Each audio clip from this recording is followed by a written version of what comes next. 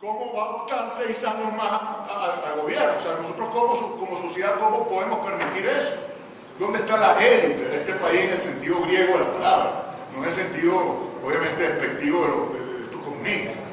En el sentido griego de la palabra, la gente que caramba, que verdaderamente está formada, tiene la educación, tiene el querer, el sentir nacional para hacer algo y puede hacer la diferencia. ¿Dónde está esa gente? Porque es el momento de salir a la palestra y decir no, pararse de frente. ¿Cómo una persona que durante 13 años viene haciendo lo que está haciendo va a optar 6 años más? ¿Cómo lo vamos a permitir? Lo estamos permitiendo. Entonces el hecho de que se permita ya a mí me genera todas las suspicacias del mundo y me genera suficiente desconfianza como para decir, bajo ninguna circunstancia ese escenario se puede permitir. Entonces ahí es donde nace la alternativa. Hay que crear una alternativa, el famoso tercer factor. Hay que crear y hablarle a ese limbo estadístico, a esa inmensa mayoría de gente que hoy en día no se identifica ni con la Mesa de la Unidad ni con Chávez, conquistar a esa gente, tenerlo como una fuerza política, una fuerza social. Y al final, entonces, bueno, hacer lo que el derecho natural nos da todo el poder de hacer y toda la fuerza de hacer. Pero eso hay que cohesionarlo y hay que hacerlo de manera inteligente. Entonces, bueno, hay que hacer todo un trabajo, por supuesto, de cohesión con la gente que piensa como uno. Que gracias a Dios hay mucha gente en Venezuela que piensa como uno, que estamos en lo mismo, que pensamos igual, que compartimos las mismas angustias. Y entonces, bueno, es cuestión de que empecemos a unirnos y crear entre todos nosotros un verdadero frente. Y a nivel internacional hay que hacer también un trabajo brutal, que ya se empezó a hacer, creando alianzas y buscando la forma de crear vasos comunicativos, o sea, digamos, líneas de comunicación directa con personas que pueden, de alguna forma, tener cierta influencia política, cierta influencia mediática, para que se vaya preparando el momento, se vaya preparando el terreno. Porque lo que pasa es que la propaganda internacional ha estado canalizada de una forma muy monopólica por gente que le ha hecho creer al mundo de que efectivamente este régimen es mucho más leve de lo que realmente es y que la salida efectivamente es perfectamente electoral y democrática y que por esa vía electoral y con el CNE actual perfectamente bien se puede salir de Chávez. Eso es lo que se le ha sembrado a la comunidad internacional. Entonces esa percepción hay que cambiar y eso es, bueno, eso reuniéndose con los líderes mundiales, conversando con ellos, que la gente vea, vaya viendo un nuevo escenario y unos nuevos interlocutores, unos nuevos actores, para que, bueno, sucedan las cosas que tienen que suceder. Porque nosotros nos tenemos que preparar para ese tipo de escenarios. Sería una gran irresponsabilidad de nuestra parte seguir poniendo todos los huevos. El otro día me llamaban 2 representantes de la Mesa de la Unidad, me invitaron para tratar de convencerme de que cambiara de opinión, ¿no? De disuadir. Y básicamente lo que me decían, bueno, tú has hablado con Vicente Díaz, porque Vicente Díaz nos ha dicho tal y tal y tal cosa. Un nivel de ingenuidad que es verdaderamente dramático. O sea, que ellos todas las estrategias las diseñan en base a lo que dice un hombre como Vicente Díaz. Y entonces me decían, ojalá que, bueno, ¿y qué pasa si no suceden las cosas como ustedes las están planteando? Le decía yo. Porque lo que está pasando ahorita es exactamente lo que pasaba en el 2006. Uno lee la prensa del 2006 y parece calcada de la prensa actual. Exactamente lo mismo. Y lo mismo que íbamos a tener testigos en todas las mesas y que la gente iba a hacer todo lo necesario para neutralizar cualquier posibilidad de fraude y que los partidos políticos estaban dentro del CNE vigilando perfectamente bien todo el proceso. Todo eso. Entonces yo le decía a esta gente, bueno, ese ojalá, hoy en día, ese ojalá que ustedes plantean, ojalá que esto sea así, en este momento es una gran irresponsabilidad. Entonces, precisamente la alternativa nuestra responde a ese ojalá. Saca los huevos de esa cesta donde usted los tiene y los distribuye en otras cestas también. Es el plan B, vamos a ponerlo de esta manera. Porque ¿qué pasa si eso no funciona? Vamos a aceptar nuevamente que Chávez se relegitime en el poder y sea otra vez presidente de Venezuela 6 años más. ¿Eso es lo que vamos a permitir? No podemos permitir. Entonces tiene que haber en el escenario político un factor apoyado por mucha gente, gente pensante y gente que patee calle, gente que haga ruido en la calle, que pueda hacer una diferencia en ese momento, que pueda hacer, bueno, lo que desvía el tren del precipicio donde va dirigido. O sea, tenemos que ser ese factor que tenemos que crear, tiene que ser el factor que cambie el rumbo del tren, si vemos que el tren efectivamente se va a estrellar otra vez contra el mismo precipicio. Básicamente tenemos que tener esa alternativa. Lo que no podemos hacer es nuevamente dejar todo en una sola alternativa, tal como están dadas las cosas actualmente. Porque es como Superman, la unidad es el escudo perfecto de todo. Tómate la píldora de la unidad y lograrás todas tus fantasías, que se hagan realidad todas tus fantasías. O sea, se crea todo un mito en torno al concepto de unidad. La unidad puede con todo, la unidad todo, y no hay ningún tipo de discusión política, no hay ningún tipo de análisis, no hay ningún tipo de reflexión, no hay ningún tipo de contenido, no hay ningún tipo de nada. Vamos a crear una estrella de cine en base a la unidad, ese es nuestro paquete perfecto, y así vamos a derrotar a Chávez. Semejante irresponsabilidad, después de 13 años, después de todo lo que hemos vivido. Bueno, hay gente en este país que no está dispuesto a tolerar. Entonces ese es el tema, básicamente. Y esa es la razón de ser de lo que estamos haciendo. Ese ya basta, esa indignación, ese ver cómo una y otra vez se repiten los mismos errores, una y otra vez, y no hay propósito de enmiendas. Entonces uno también se llena de suplicacia. Uno termina pensando que la cosa no es por ingenuidad, que evidentemente tiene que haber complicidad. Yo no estoy diciendo que todos, obviamente dentro de la mesa de la unidad hay gente muy honorable, gente inclusive que uno la tiene aprecio y no quiere, pero ese no es el punto, porque hay que trascender eso. El tema aquí es el país, los intereses nacionales, y el asunto es que sí, dentro de la mesa de la unidad hay intereses que no responden a los intereses nacionales, que son antagónicos a los intereses nacionales. Entonces ese Superman unidad está contaminado, está lleno de virus por dentro, tiene un tiro en el ala.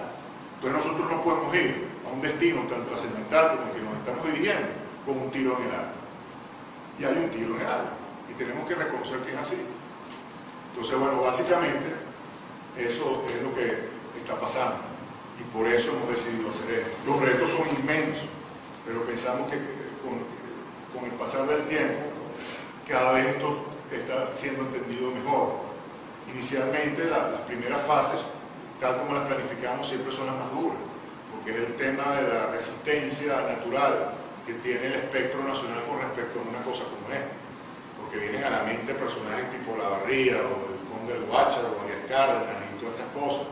Entonces todo eso son resistencias, mitos, prejuicios que hay que ir venciendo.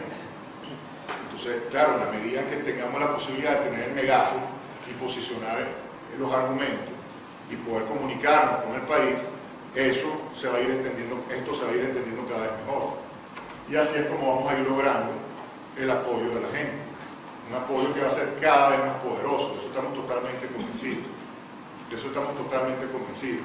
Claro, tenemos que ir contra, por ejemplo, toda la autocensura de los medios de comunicación, el veto de los principales medios de comunicación. Entonces, bueno, estamos en la estrategia que tenemos, irnos a los medios regionales, utilizar muchísimo las redes sociales, los medios internacionales, y poco a poco, bueno, ir generando noticias que necesariamente vayan penetrando ese veto que nos tienen y lo vayamos erosionando con el pasar del tiempo y ver qué pasa.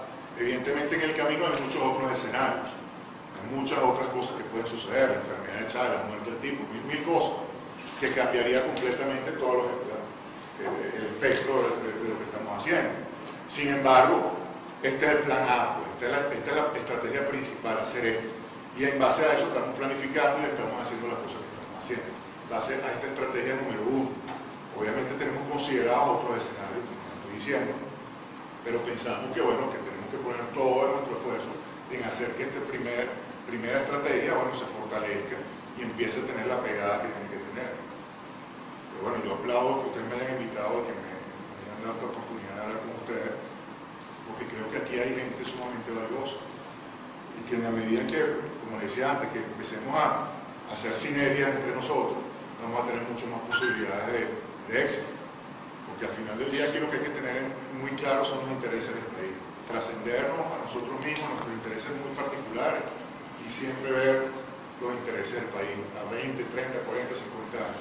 Lo que yo le decía a mis hijos, lo que decía a mis padres cuando me manifestaban su gran angustia ante la decisión que estaba tomando. Decía, yo no quiero que pasen 50, 60 años, que volteemos para atrás y no haya un libro de historia que diga que hubo gente que impidió o que intentó impedir que esta desgracia se consolidara. Porque ese es el tema. Aquí se está consolidando el castrocomunismo. Además, en su peor modalidad, en su modalidad narco y fundamentalista islámica. O sea, la peor modalidad del castrocomunismo. O sea, es peor que el castrocomunismo lo que se está consolidando aquí. Y lo estamos permitiendo, que en el fondo lo estamos permitiendo. O sea, cuando nosotros seguimos creando un mundo de ficción, y un mundo de ficción pretender hacer política convencional en la tragedia que estamos montados. O sea, como la casa está en llamas, en mitad de un desierto. Ah, no, pero nosotros nos vamos a sentar a la mesa a comer con vestidos formales, un pato a la naranja. No, vale, no. Esto es una emergencia nacional y hay que establecer acciones dirigidas a esa emergencia nacional. No podemos seguir insistiendo en la política convencional, que es lo que está pasando con la inseguridad.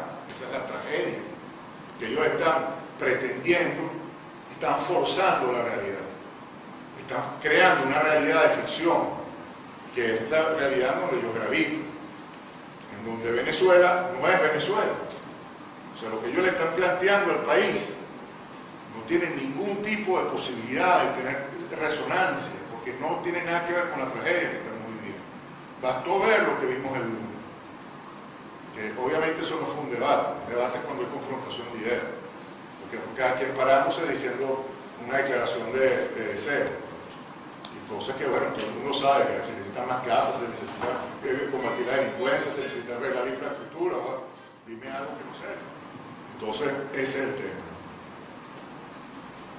Ese es el tema. Bueno, en manos del sector privado. Y el Estado se limitaba a cumplir sus funciones. Seguridad y Defensa Nacional, Administración de Justicia, velar por el cumplimiento del Estado de Derecho, y bueno, y algo, obviamente, de infraestructura, educación y salud. Todo lo demás en manos del sector privado. Bueno, en el caso de la industria petrolera tiene que ser así. La industria petrolera, que genera tanto dinero, tanta renta,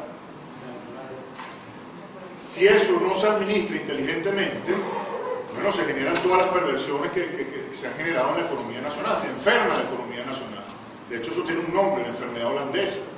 Viene mucha renta, eso sobrevalúa la moneda, acaba con la industria nacional y eventualmente genera inflación, merma el salario del poder adquisitivo y eventualmente desempleo. Eso se corrige poniendo el sector petrolero a competir entre todas las empresas mundiales que existen, que vendrían a Venezuela a desarrollar un sector que podría transformarse en el modelo del mundo entero. Es decir, Venezuela podría ser uno de los países de mayor progreso del mundo entero, apalancándose en el sector petrolero, que el potencial es infinito, porque no solamente es el sector petrolero, es el sector de gas. Es una de las reservas de gas más importantes del mundo enterradas. No se produce gas, tenemos que importar gas de Colombia. Nada más con el sector gas podríamos ser un emporio. Además está la petroquímica, está la agroindustria, está el mercado de los derivados. Todo eso, hermanos, de empresas compitiendo entre sí, generaría un círculo virtuoso de demandas y servicios en todos y cada uno de los sectores de la economía. En todos y cada uno de los sectores de la economía. Por cada dólar que invierte el sector petrolero se producen $2 en Producto Interno Bruto no petrolero. Entonces, ahí está la respuesta. Lo que pasa es que, claro, el sector petrolero en manos del gobierno da mucho poder a quien está allí. Le da el control total, como decía el doctor Fernández, y se invierte en los roles, los papeles. Se pone al individuo y a la sociedad a depender del Estado, que en pocas palabras depender del presidente de la República. Y así no hay país que progrese, es imposible que el país progrese. Entonces, lo primero que habría que hacer es implementar una apertura petrolera hiperagresiva. Obviamente hay que hacer todo un trabajo político de diplomacia para recuperar la confianza perdida en el país, el honor, la palabra, porque eso es una de las cosas que más se ha perdido. Como decía Francis Fukuyama, la clave de cualquier negocio, la columna vertebral de cualquier negocio se llama confianza. Se pierde la confianza, no hay negocio que valga, por más que estén las variables allí. Entonces hay que recuperar la confianza en el país, en el respeto, en el cumplimiento de los contratos, en la aplicación del Estado de Derecho, en la rápida resolución de los conflictos que se presenten y justa resolución de los conflictos que se presenten. Eso es vital. Ahora, tenemos esa ventaja comparativa y competitiva y eso nos da efectivamente unas posibilidades increíbles, y eso es lo que a mí en lo particular me da un optimismo extraordinario en Venezuela, porque podríamos cambiar claramente. En el libro que mencionaba Oppenheimer, efectivamente él pone el modelo de Singapur. Singapur hace 40 años era un país prácticamente aborigen. Hoy en día es uno de los países más desarrollados del mundo, produciendo además plataformas petroleras, dicho sea de paso, que las exportan. Entonces, es posible hacerlo si se cambia el modelo. Es cambiar la fórmula. La fórmula hay que cambiarla, porque si se mantiene tal cual, bueno, el resultado siempre va a ser tercer y cuarto mundo y retraso. Se cambia esa fórmula y volvemos a lo que tuvimos, porque ese es el tema, que lo tuvimos. De 1952 a 1973 Venezuela tuvo un crecimiento económico 8% sostenido, más importante del mundo entero. Y en el 73, efectivamente, la guerra de Yom Kippur disparó los precios del petróleo, se estatizó la industria y se acabó todo. Porque además no solamente se acabó todo, sino que también había empresas de venezolanos, estaba Talión, estaba Mito Juan, Petrolera Las Mercedes, en manos de venezolanos que ya están cotizando en bolsa. Esas empresas fueron estatizadas también. Entonces, ¿qué hacer, por ejemplo, con PDVSA? PDVSA hoy en día es la empresa privada más privada del mundo. Pertenece a una sola persona, que es el presidente de la República. Una empresa que no rinde cuentas, una empresa que puede estar mal gerenciada y uno no puede hacer nada al respecto. Pésimos resultados y nadie puede hacer nada. Cayéndose a pedazos y nadie puede hacer nada. Bueno, ¿qué hay que hacer con PDVSA? Reestructurarla completamente. Hacerla verdaderamente pública. Hacerla verdaderamente pública, que significa que ponerla en los mercados de valores, de tal forma que sucedan dos cosas que son esenciales en cualquier empresa de esta naturaleza, sobre todo. Uno, gerencia profesional y auditada y controlada. Gerencia que rinda cuentas, eso es fundamental.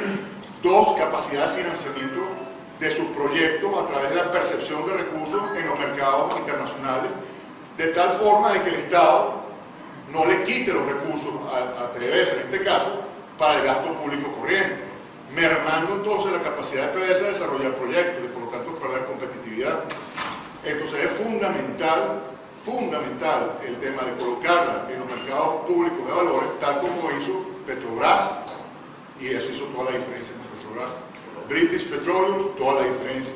Ecopetrol, toda la diferencia.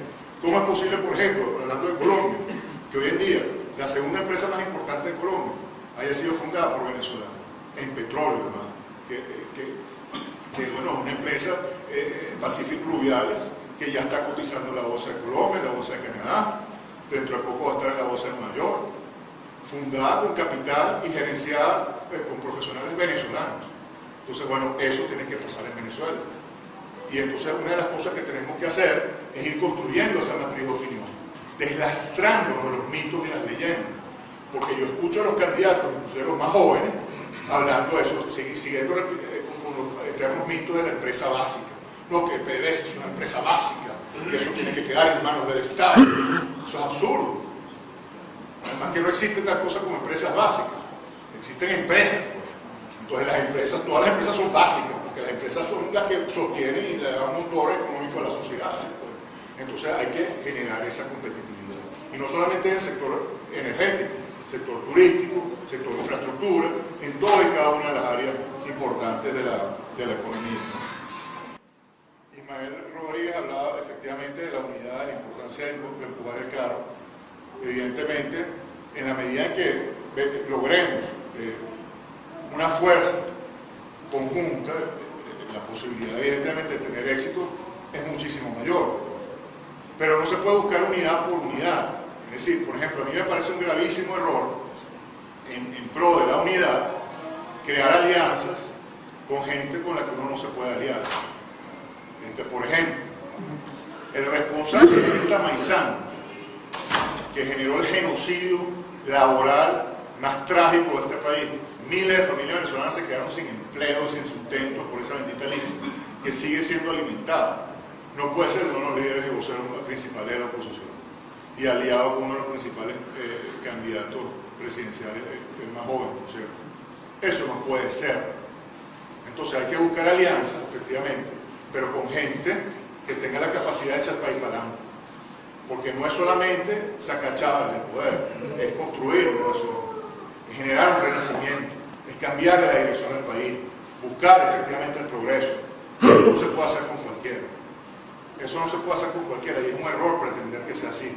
Porque en la búsqueda de ponernos todos de acuerdo, nunca nos vamos a poner de acuerdo y nunca vamos a hacer nada, nos vamos a neutralizar, nos vamos a anular entre nosotros mismos. Entonces, bueno, tenemos obviamente que buscar puntos de coincidencia, pero también tratar de aliarnos con gente que efectivamente pueda echar el carro hacia adelante y no hundirlo más en el pantano. Pero yo de aquí a allá, quizás, si se hace bien el trabajo, voy a haber conquistado la voluntad de lo que llaman los niní, de los que no votarían jamás por el candidato de la Mesa de la Unidad, ni jamás por Chávez, es decir, no votarían. Ese mercado político está ahí, se puede conquistar. Y eventualmente, siendo vocero de ese universo político que hay en Venezuela, perfectamente nos estamos planteando el escenario, es decir, que no se quede una sola persona sin votar en Venezuela, para demostrar el punto, precisamente. Vamos todos a votar, que no se quede una sola persona sin votar en Venezuela, que no haya abstencionistas, ni yo mismo, que no voten los parlamentarios. Vamos a votar todos en contra de Chávez, obviamente, y vamos a demostrar el punto, porque estamos partiendo de la base, efectivamente, que eso va a ser una farsa. Y lo digo con toda propiedad, con lo que decía antes. Es un tema de moral, es un tema de principio, es un tema de dignidad. Ese hombre escupió a la dignidad del país, destruyó y mancilló lo más esencial de este país, traicionó a la patria, se la entregó a Fidel Castro. Entonces, ese hombre no puede ser presidente de Venezuela, punto y final. Entonces, ahí tenemos que construir esa fuerza para evitar que eso suceda. Obviamente yo pienso que no hay que llegar a su extremo. O sea, yo estoy convencido que Chávez una elección limpia no la gana jamás. Más, estoy convencido que la única elección que ganó fue la del 98 y después las perdió todas. Eso que dice el doctor Fernández, los fraudes, de verdad que las pruebas son totales. Yo no sé lo de las encuestas consultores 21 y todas estas cosas que se han mencionado. Yo no me meto en ese terreno porque lo desconozco. Y no soy quien para decir si Consultores 21, si Data Análisis, si este otro están vendidos, porque no lo sé. Y yo no hablo sin fundamento. Lo que sí sé es que las pruebas que se han visto, por ejemplo, el referéndum revocatorio de 2004, donde quedó revocado de la presidencia, tal como establecía la Constitución Nacional, porque no era si ganaba el sí o no, era si ganaba, si sacaba el revocar, más que lo que sacó en la elección del 2002 y de 2000, y manipularon todos los resultados, tal como bien lo explica Noel Leal en un ensayo extraordinario que escribió, cómo se manipularon las cifras estadísticas de la población electoral para que consiguieran los números que estaba buscando Chávez para quedarse. Y eso está demostrado, eso está total y absolutamente demostrado, y no hay especulación de ningún tipo. Y que el registro electoral permanente tiene más de 3 millones de votantes que no se pueden modificar en ninguna parte, también está más que demostrado. Y las actas que mostró ¿cómo que se llama? Eduardo Kessling. Ricardo Kessling, el año pasado cuando se lanzó a diputado en Delta Majuro, las actas son insólitas. En poblaciones donde no hay 100 personas, votaban 5.000. Y las actas, el mismo nombre repetido, página tras página. Hasta 20 veces el mismo nombre. Cédula secuencial, del 1 al 100. Lugares donde el chavismo sacaba el 100% de los votos. O sea, es evidente el fraude. Ahí no hay discusión. Entonces, bueno, hay que crear esa fuerza. Evidentemente, yo soy de esa creencia. Evidentemente, hay que tener calle. Hay que tener esa fuerza en la calle. Pero eso se crea, bueno, diciendo la verdad. ¿Cómo se moviliza esa gente? Por la calle del medio. No competir en el terreno de Chávez, siempre lo hemos dicho. O sea, es verdaderamente ridículo. Chávez tiene el dinero, es imposible competir con dinero con Chávez. Chávez tiene las armas, es imposible competir en armas con Chávez. Chávez tiene los medios de comunicación, entonces nosotros nunca vamos a competir ahí tampoco. La competencia está en lo que Chávez no tiene. En en la dignidad. Y eso es lo que tiene que prevalecer. Yo estoy convencido que eso puede prevalecer. Los grandes cambios en la humanidad, sobre todo en momentos tan trágicos, son llevados a cabo por gente que cree en estos valores y los pone en práctica en la lucha política. Yo creo que hay mucha gente con dignidad que se siente humillada y que al despertar y poner esa energía en el escenario político activamente se puede hacer toda la diferencia. Y ahí es donde se le puede ganar a Chávez. Sin ser antijotesco, ¿no? Yo soy un absoluto y total convencido de que esto es posible. De que esto es posible. Competir en el terreno de Chávez es ridículo. Una de las cosas que más patético me parece de toda esta discusión política es esa, que pretenden ser más populistas que Chávez. Y como le decía al principio, creen que el problema está en ganar más pueblo que Chávez. Y ese no es el tema. Hoy por hoy, ante la tragedia que vivimos, ese no es el tema. El tema no es ser más popular que Chávez. El tema es sacar a Chávez. Sacar a Chávez.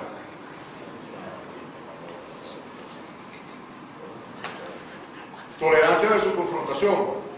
Bueno, yo en el 2002, 2003, 2004, yo organicé un equipo legal y concebimos una estrategia enmarcada en la persecución política. Establecimos que lo que estaba sucediendo en Venezuela era un crimen de lesa humanidad, porque se estaba persiguiendo un sector muy establecido de la población por razones ideológicas, para cercenarlo psicológica, moral o físicamente. Y eso, dentro del Acuerdo de Roma, es un crimen de lesa humanidad. Y se fue a la Comisión Interamericana de Derechos Humanos, después a la Corte Interamericana, a la Audiencia Nacional de España y finalmente a la Corte Penal Internacional. El primer caso que entró a la Corte Penal Internacional fue el de Venezuela. En enero del año 2004 yo estaba de primero en la Corte Penal Internacional metiendo el caso de Venezuela. Me fui inclusive con víctimas del 11 de abril, una señora en silla de ruedas. Nos reunimos con el fiscal Moreno Campo y le presentamos el caso de Venezuela por crímenes de lesa humanidad.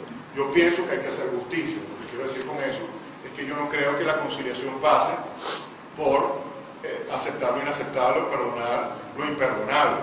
Uno de los graves dramas que están pasando en Argentina y en Chile es precisamente que esas políticas que buscaban la reconciliación nacional dejaron de hacer justicia con una cantidad de gente que sufrió horriblemente y esas heridas quedaron abiertas. Entonces hay que cerrar esas heridas haciendo justicia, evidentemente haciendo justicia que pasa por estructurar las instituciones nuevamente, limpiar y hacer a Venezuela un país institucional, de tal manera que el Poder Judicial funcione como tiene que funcionar para hacer justicia. Pero yo no creo que unos delitos tan graves como los que se han cometido en Venezuela pueden pasar por debajo de la mesa. Eso tiene que ser castigado porque hay muchos dolientes. Si no hubieran dolientes, pero que hay muchos dolientes, mucha gente que ha sufrido, que ha perdido familiares, ha perdido todo. Entonces eso no puede quedar sin respuesta, aparte del daño que se le ha hecho al país. O sea, no puede ser que Venezuela hoy en día sea la burla del mundo, el chiste del mundo, la burla. O sea, nos ven como peor que los africanos. No puede ser. Es una verdadera vergüenza. Eso es un crimen que tiene que ser reivindicado de alguna manera.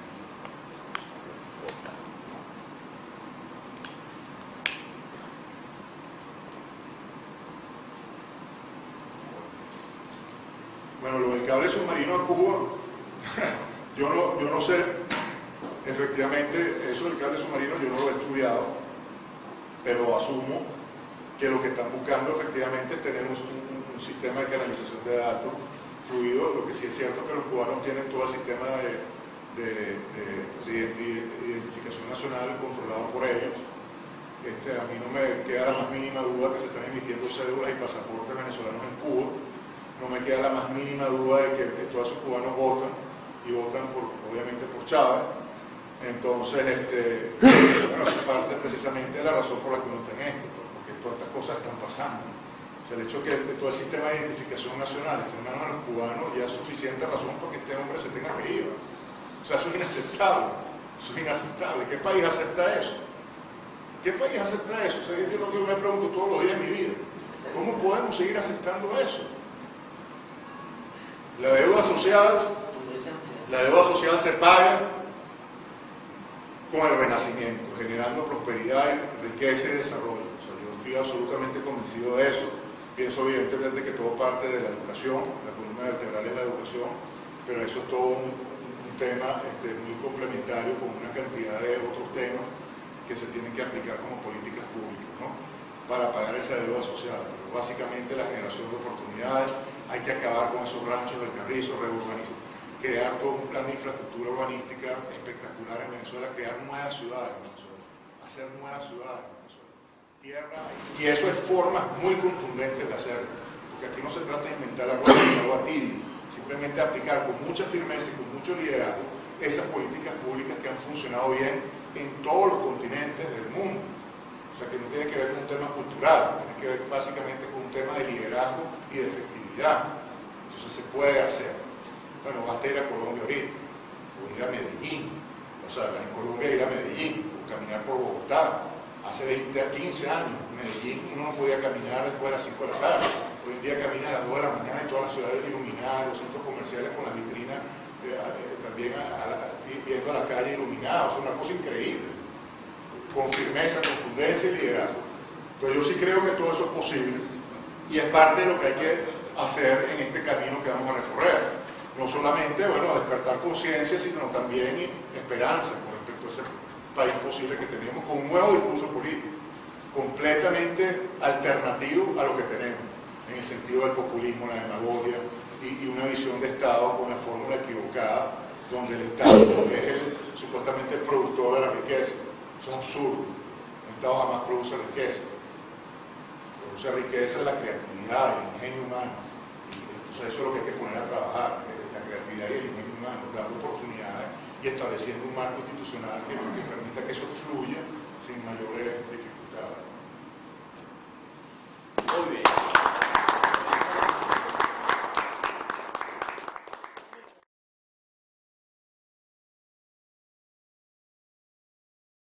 Internacional. Entonces esa percepción hay que cambiar, y eso es, bueno, eso reuniéndose con los líderes mundiales, conversando con ellos, que la gente vea o vaya viendo un nuevo escenario y unos nuevos interlocutores, unos nuevos actores, para que, bueno, sucedan las cosas que tienen que suceder, porque nosotros nos tenemos que preparar para ese tipo de escenarios. Sería una gran irresponsabilidad de nuestra parte seguir poniendo todos los huevos. El otro día me llamaban dos representantes de la mesa de la unidad, me invitaron para tratar de convencerme de que cambiara de opinión, ¿no? De disuadir, es hacer lo que el derecho natural nos da todo el poder de hacer y toda la fuerza de hacer. Pero eso hay que cohesionarlo y hay que hacerlo de manera inteligente. Entonces, bueno, hay que hacer todo un trabajo, por supuesto, de cohesión con la gente que piensa como uno, que gracias a Dios hay mucha gente en Venezuela que piensa como uno, que estamos en lo mismo, que pensamos igual, que compartimos las mismas angustias, y entonces, bueno, es cuestión de que empecemos a unirnos y crear entre todos nosotros un verdadero frente. Y a nivel internacional hay que hacer también un trabajo brutal, que ya se empezó a hacer, creando alianzas y buscando la forma de crear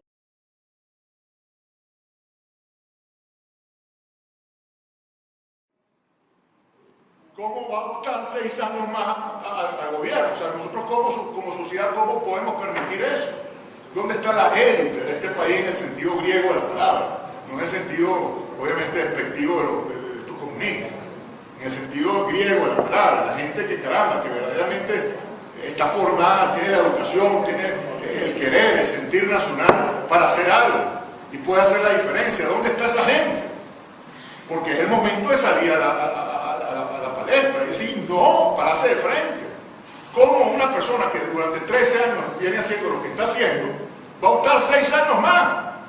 ¿Cómo lo vamos a permitir? Lo estamos permitiendo. Entonces el hecho de que se permita ya a mí me genera todas las suplicacias del mundo y me genera suficiente desconfianza como para decir, bajo ninguna circunstancia ese escenario se puede permitir.